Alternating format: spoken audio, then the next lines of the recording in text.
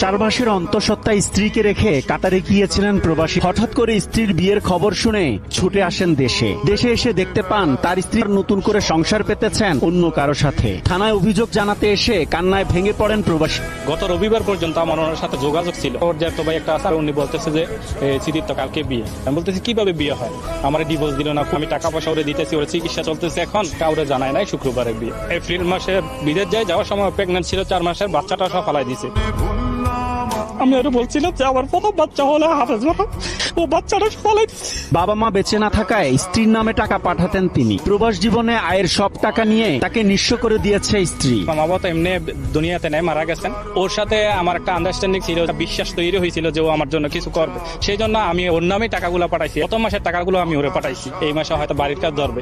গত 3 বছরে ওরে মোট 18 লক্ষ টাকা পাঠাইছি। মা বাবা কেউ নাই। আমি আমার ফ্যামিলিরে একটু ভালো রাখার জন্য যে অ্যাকাউন্টে পাঠিয়েছেন, অ্যাকাউন্টটা কার নামে ছিল? ওর নামে। আমি ডিভোর্স দিলাম না, ও কিভাবে বিয়ে বসে গেল? এর আগেও সালমা আক্তারের নিরাপত্তার কথা বলে জোর করে 10 লাখ টাকা নিয়েছেন তার কাছ থেকে। আপনার কাছ থেকে 10 লাখ টাকা নিয়ে নিল, আবার তাকে বিশ্বাস করলেন কিভাবে? 10 লাখ টাকা দেওয়ার পরে একটা যারা ছিল জাহাঙ্গীর নাম, উনি বলতেছে আমি পাগল হয়ে গেছে, খানা টানা খায় না, মইরা যায়, তোর জন্য পাগল হয়ে গেছে, ও প্রেগনেন্ট। মানবতা আমার ভিতরে কাজ করছিল। প্রবাসীরা দাঁড়া দাঁড়া ঘুরতে পারে কিন্তু কোনো বিচার পায় না।